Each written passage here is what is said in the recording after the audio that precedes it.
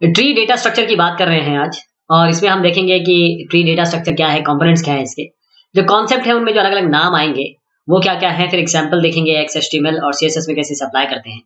तो ट्री जैसे आपको ये दिख रहा है, अगर आप इसको इन्वर्ट कर दें इस ट्री को, ये बिल्कुल इसी तरीके से है। और ट्री में अगर आप इसको इस तरीके से इन्वर्ट कर दें तो इसकी कुछ ऐसे शाखाएं बनेंगी, यूं शाखाएं बनेंगी, और यही ट्री स्ट्रक्चर, बस जो आपका रूट है वो यहाँ पर है, उसको हमने इन्वर्ट कर दिया है। तो ये रूट है, और रूट है उसके यहाँ पर आपके चिल्ड्रन होंगे, इसको लेफ्ट एक तरीके से लेफ्ट सब ट्री कहेंगे, इसको राइट सब ट्री कहेंगे, और इनके जो एक के बाद एक होंगे उनको हम डिसेंडेंट्स कहेंगे या असेंडेंट कहेंगे। तो अलग अलग नाम होंगे, लेकिन ट्री डेटा स्ट्रक्चर जो नेचुरली ट्री है आपके पास उसी से प्रेरित है। और ये हायरार्किकल डेटा स्ट्रक्चर है। और डेटा स्ट्रक्चर की दो दो कैटेगराइजेशन होते हैं, एक लीनियर होता है डेटा स्ट्रक्चर, तो लीनियर हो सकते हैं या नॉन लीनियर हो सकते हैं। जैसे लीनियर में आपका एरे और लिंक लिस्ट आता है, इसी तरीके से नॉन लीनियर में आपके ट्री और ग्राफ आते हैं। तो ट्री डेटा स्ट्रक्चर आपका नॉन लीनियर डेटा स्ट्रक्चर है। इसमें जो रूट है, ये आप जो रूट देख रहे हैं, ये रूटेड ट्री डेटा स्ट्रक्चर, इसमें जो डेटा होगा या कंटेंट होगा वो स्टोर होगा इन नोड्स में। इन नोड्स में, ये नोड्स आप जो देख रहे हैं ये सिमिलर लिंक लिस्ट की तरह ही है, क्योंकि इसमें ए के पास लिंक होता है बी और एच का, बी के पास लिंक होता है सी और ई का, एच के पास लिंक होगा आई और एम का, और लाइकवाइज। तो हमारे पास पहला नोड है जिसे हम रूट कह रहे हैं, ये आपका रूट नोड है। उसके बाद हर एक नोड होगा जिसमें एक वेरिएबल नंबर है, जो रेफरेंसेस होंगे उसके सक्सेसर के, जैसे ए के बाद बी और सी का है, बी के पास सी और डी ई का है, इसी तरीके से ई के पास एफ और जी का है। और हर एक नोड रूट के अलावा has exactly one node pointing to it, यानी कि इसके पास इसको कौन पॉइंट कर रहा है, ये एक पॉइंट कर रहा है, ये दो को पॉइंट कर रहा है, लेकिन इसे केवल एक पॉइंट कर रहा है, एफ को केवल ई पॉइंट कर रहा है। तो टर्मिनोलॉजी में अगर हम देखें तो वो सारे nodes, all nodes will have zero और मोर चाइल्ड नोड्स और चिल्ड्रन। हर एक नोड के पास या तो जीरो, जैसे ये एल है, इसके पास जीरो चिल्ड्रन है, आई के पास 3 चिल्ड्रन है, एच के पास 1 चिल्ड्रन है, आई के पास 3, एल के पास 0। तो 0 से लेकर एटमोस्ट, मतलब 0 और एटमोस्ट तो कितने भी हो सकते हैं। अब वो सारे नोड जो रूट के अलावा है उनके, क्योंकि रूट के अलावा जितने भी नोड है उनका कोई ना कोई पेरेंट होगा। जैसे जे का पेरेंट क्या है, जे का पेरेंट आई है, आई का पेरेंट कौन है, आई का पेरेंट एच है। डिग्री नोड, अगर आप degree of any node you want to find out, अगर आपको नोड की डिग्री पता करनी है तो उसके कितने चिल्ड्रन है उससे पता चलेगा। यानी कि आई की अगर मैं बात करूं तो कितनी डिग्री है इसकी, 1 2 3, 1 2 3, 3 डिग्री। एच की डिग्री कितनी है, फिलहाल यहाँ पर एच की डिग्री की 1 है। अब जैसे आई के पास जे के एल है, आई के 3 चिल्ड्रन है, जे के एल, तो जे के एल को हम कहेंगे सिबलिंग्स, जे के एल सिबलिंग्स है। ऐसे ही अगर आप ये ट्री देखें, थोड़ा कॉम्प्लिकेटेड है, तो ये फाइलोजेनेटिक ट्री है। इनकी डिग्री या तो 2 है या 0 है। देखिए सबकी डिग्री या तो 2 है या 0 है। अब जो नोड्स जिनकी डिग्री 0 होती है उसे हम लीफ नोड कहते हैं। ये देखिए इसके कितने चिल्ड्रन है, 0 चिल्ड्रन, तो इसकी डिग्री कितनी हो गई, 0। जिनकी डिग्री 0 है वो सारे लीफ नोड हो गए। तो ये सारे लाइन से यहां तक ये सारे ये आपके लीफ नोड हो गए।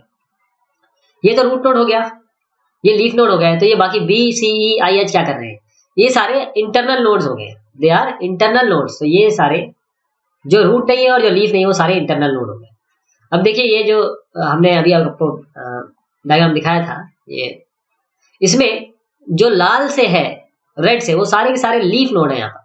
और यहीं पर मैं अगर आगे बढ़ूं और ये कहूं कि जो ब्लू है इंटरनल नोड है, देखिएगा ये आपके ब्लू जो रेड दिख रहे हैं वो आपके लीफ नोड है, क्योंकि इनकी जो डिग्री है वो 0 है। जबकि रूट के अलावा सारे आपके इंटरनल नोड्स हैं। ये देखिए अगर हम रूट को भी एक नोड ही मान लें तो उसको हम यहाँ पर इंटरनल नोड ले लेते हैं। अब इंटरनल नोड इसमें कोई भी हो सकता है। अब बात आती है अनऑर्डर ट्रीज की। ये दोनों जो ट्रीज हैं ये बराबर तब होंगे, दे आर इक्वल, अगर ऑर्डर जो चिल्ड्रन है उसका अगर मान लीजिए इग्नोर कर दिया जाए। कैसे, हम ध्यान नहीं देते किस ऑर्डर में स्टोर्ड है, A B C D E F, A EF हम EF को इधर ले आए और इस DEF को इधर ले, मतलब लेफ्ट सब ट्री को राइट बना दिया, राइट सब ट्री को लेफ्ट बना दिया। तो ये दोनों इक्वल है अगर हम ऑर्डर को इग्नोर करते हैं, जिसे हम अनऑर्डर्ड ट्रीज कहते हैं। अगर हम ऑर्डर ट्रीज की बात करें तो ये अगर हम इसको ये वाले को जो राइट में है इसको लेफ्ट में ले जा लें और जो राइट है उसको लेफ्ट में ले जा लें तो ये दोनों अलग ट्रीज हो जाएंगे, तो इसे हम कहेंगे ऑर्डर ट्रीज। हायरार्किकल ऑर्डरिंग में ऑर्डर इतना रिलेवेंट नहीं होता है। ये जो शेप आप देख रहे हैं इस रूटेड ट्री का, ये एक नेचुरल फ्लो आपको दे रहा है रूट से लेकर कहां तक, लीव्स तक। ये शेप देखिए आप, तो आप ये जो लाइन बन रही है, ये जो लाइन बन रही है यानी कि आप ए पे गए फिर बी फिर ई फिर जी, तो एक पाथ जिसमें अलग अलग सीक्वेंस में आपके अलग अलग नोड्स आ रहे हैं, जहां पर हर एक जो नेक्स्ट नोड आ रहा है वो चाइल्ड है ए का। जैसे बी चाइल्ड है ए का, ई चाइल्ड है बी का, जी चाइल्ड है ई का, तो इसे हम कहते हैं पाथ। तो कितना पाथ हो गया इसका पाथ, अगर हम बी ई जी केवल इन तीनों की बात करें बी ई जी, तो इसका पाथ कितना हो गया, नंबर ऑफ एजेस काउंट करेंगे आप, नंबर ऑफ नोड्स नहीं, नंबर ऑफ एजेस काउंट करेंगे तो कितना हो गया, एक, ये दो। तो अगर बी से जी का अगर आप पाथ मांगते हैं तो दो, ए से जी का पाथ मांगते हैं तो हो जाएगा तीन, ये तीसरा हो जाएगा। अब आप देखें वही जो आपको मैंने पहले एक ट्री दिखाया था, इसमें यदि आप जानना चाहते हैं कि मैं इस पॉइंट से नीचे तक जाना चाहता हूं, इस पॉइंट तक, तो कितने मेरे पाथ लेंथ कितनी बनेगी या फिर पाथ कितना होगा। तो देखिएगा इसमें 1 2 3 4 5 6 7 8 9 10 11 नोड्स हैं। आप बस ये n-1 कर दीजिए, नोड -1 कर दीजिए, इतने आपके पाथ लेंथ आ जाएगी, यानी 10। गिन लीजिए नंबर ऑफ एजेस, गिन लीजिए 1 2 3 4 5 6 7 8 9 और 10 आ गई ना। इसी तरीके से यहाँ पर गिनेंगे कितना है, कितने नोड है, 1 2 3 4 5, 5 - 1 कर दीजिए, 4 आ जाएगा, 4 आपकी पाथ लेंथ हो जाएगी। इसी तरीके से हर एक नोड जो ट्री में है एक यूनिक पाथ होता है, ट्रू रूट से लेकर उस नोड तक। हर एक नोड का ध्यान दीजिएगा, हर एक नोड का एक यूनिक पाथ होता है। पाथ हमने देख लिया अभी, हर एक नोड का यूनिक पाथ होता है रूट से लेकर कहां तक, उस नोड तक। तो जो लेंथ ऑफ दिस, ये जो लेंथ है इस पाथ का, उसे हम डेप्थ कहते हैं, उस नोड की उसकी डेप्थ होती है। जैसे ई के बारे में बात करें तो इसकी कितनी डेप्थ है, 1 2, पाथ लेंथ कितनी है 1 2, तो इसकी डेप्थ हो गई ई की 2। इसी तरीके से एल की बात करें तो 1 2 3, कितने एजेस आ गए इसमें 3, तो इसका डेप्थ कितना हो गया 3। या इसके लेवल की बात करें, देखिए 0 1 2 3, अगर 0 से शुरू करते हैं तो आप लेवल से भी गिन सकते हैं, तो डेप्थ जो है वो किस लेवल पे है तो इससे भी गिन सकते हैं, लेकिन नॉर्मली आपको ये लेवल क्लियर नहीं हो पाते हैं, इसलिए हम ये बिल्कुल वाजिब तरीका है। अब इसमें देखते हैं कि अब क्या क्या डेप्थ है। मान लीजिए आपको यहाँ की डेप्थ पता करनी है इस जगह की, तो कितनी है 1 2 3 और 4, देखिए 4 नोड्स आए बीच में, 4 एजेस आई। इसी तरीके से आपको इसकी पता करनी है, ये जो सारे ग्रीन दिख रहे हैं एक लेवल पे, तो 1 2 3 4 5 6 7 8 9, ठीक है 9 एजेस आ गई। ऐसे ये 17 तक पहुंच जाएंगे आप, तो ये आपकी डेप्थ बता रही है, नोड्स की डेप्थ। हाइट जो ट्री की है, अब ध्यान दीजिएगा, हमने डेप्थ किस लिए जाना, पहले तो पाथ जाना, फिर हमने डेप्थ जाना, अब हम हाइट जान रहे हैं। लेकिन उसका कारण क्या था हाइट का, ये सब जानने का, क्योंकि हमें हाइट का पता करना था। तो अगर जो डेप्थ है, जो जितनी भी डेप्थ निकल के आ रही है अलग अलग, उसमें जो मैक्सिमम डेप्थ होगी वो हाइट ऑफ ट्री हो जाएगी। तो height of the tree is defined as maximum depth of any node in the tree. जो नोड्स आपको दिख रहे हैं उसमें जो हाईएस्ट डेप्थ दे रहा है उसकी हाइट हो जाएगी वो ट्री की। अगर हाइट ट्री की एक नोड की तो कितनी होगी, एक नोड ही है केवल आपके पास, कितनी होगी इसकी 0 क्योंकि केवल एक रूट नोड है। तो हम कन्वीनियंस के लिए हमेशा जो height of the empty tree, हम जो ट्री होती है अगर वो एम्प्टी है तो उसकी हाइट -1 से बताते हैं, -1 से। अब आप आराम से हाइट बता सकते हैं। आपको याद है यहाँ पर कितना हमने चला था, यहाँ 4 चला था, यहाँ से 9 चला था, यहाँ पर 17 तक चले थे, मैंने 17 एजेस बीच में आए थे, तो ये इससे ज्यादा तो नीचे कहीं नहीं जा रहा है, तो हाइट इस ट्री की होगी 17।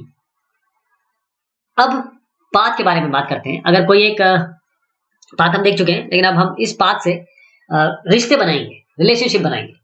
अगर एक पाथ एग्जिस्ट करता है नोड ए से नोड बी, तो जैसे यहां से ऐसे करता है, तो ए बी का एंसेस्टर हो गया, यानी कि पिताजी हो सकते हैं, पिताजी के पिताजी हो सकते हैं, मतलब आपके पर नाना पर दादा टाइप। और अगर आप बी की बात कर रहे हैं तो बी क्या है, ये आपके ए बी का बेटा हो सकता है, पोता हो सकता है, पर पोता हो सकता है। तो बी को हम डिसेंडेंट कहेंगे ए का, ए को हम बी का एंसेस्टर कहेंगे।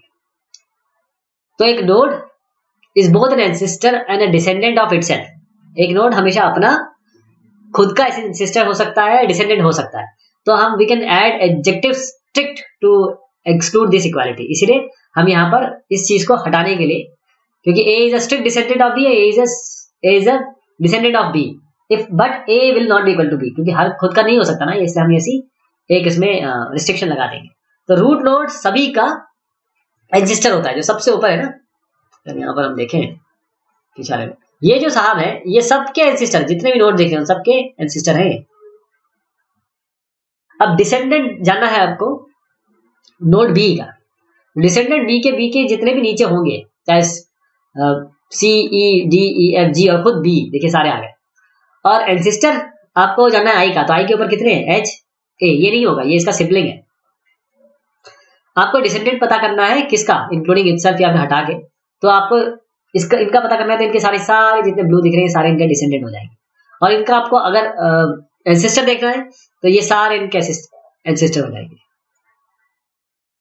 और इसी तरीके से आप ट्री को रिकर्सिवली डिफाइन कर सकते हैं।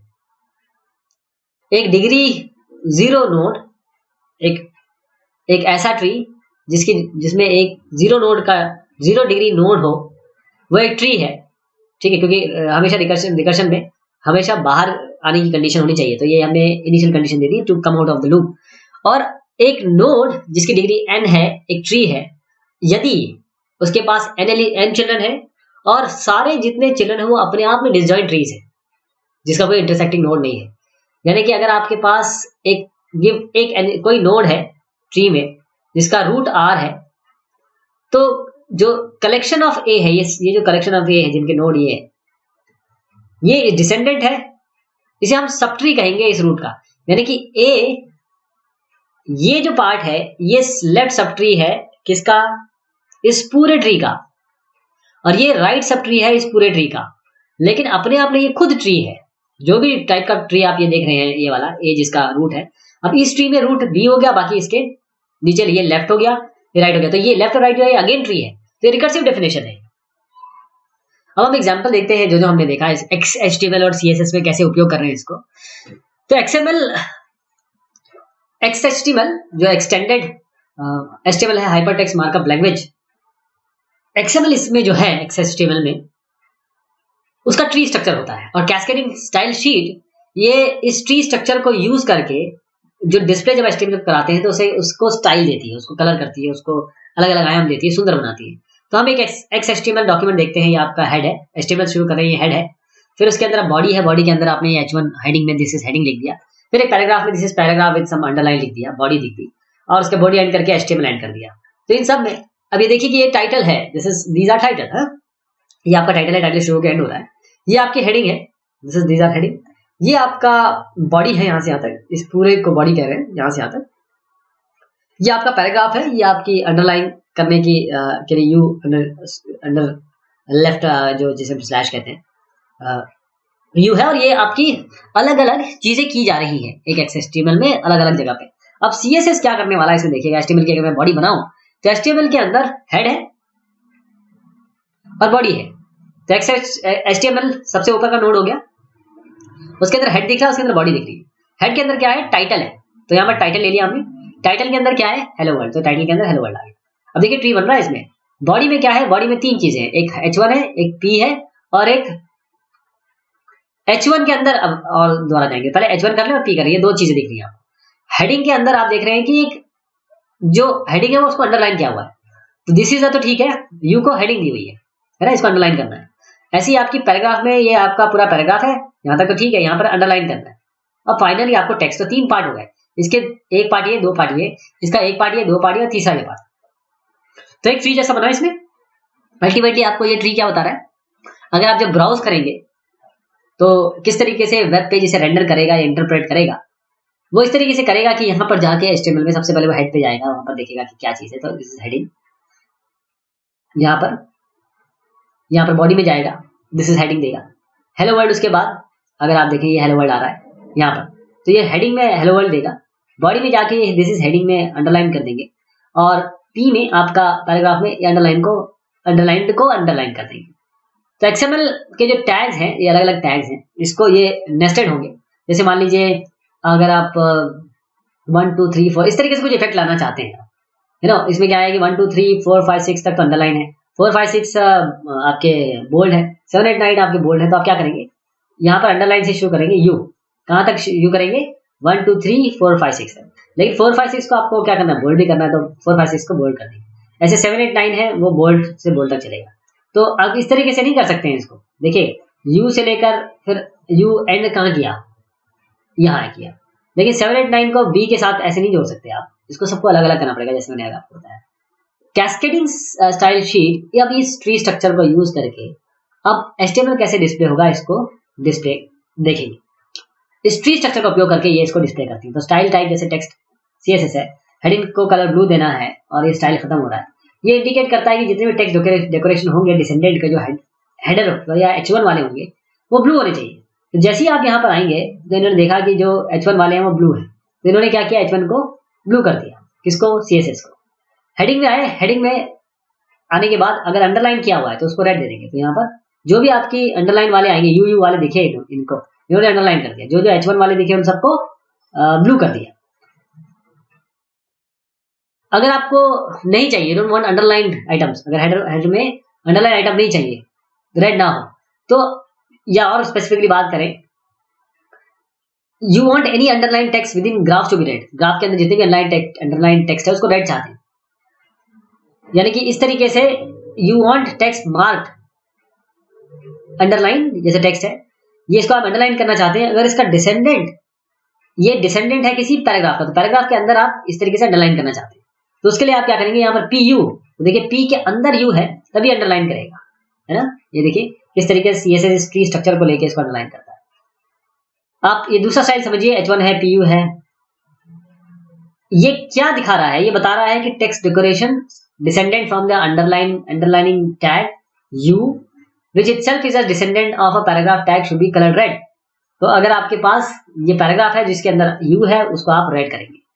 तो ये आपने तरीका देखा कि कैसे हमने ट्री को डिफाइन किया और कैसे हम उसको किसी उपयोग में ला सकते हैं। मैंने आपको लाइव एग्जांपल दिया कि कैसे CSS HTML को देखता है और ब्राउजर HTML को देखता है और XML बेस कैसे उसको शो करता है। तो ये ट्री का एक बहुत शॉर्ट इंट्रोडक्शन था। बहुत शुक्रिया, बहुत मेहरबानी आप सभी की।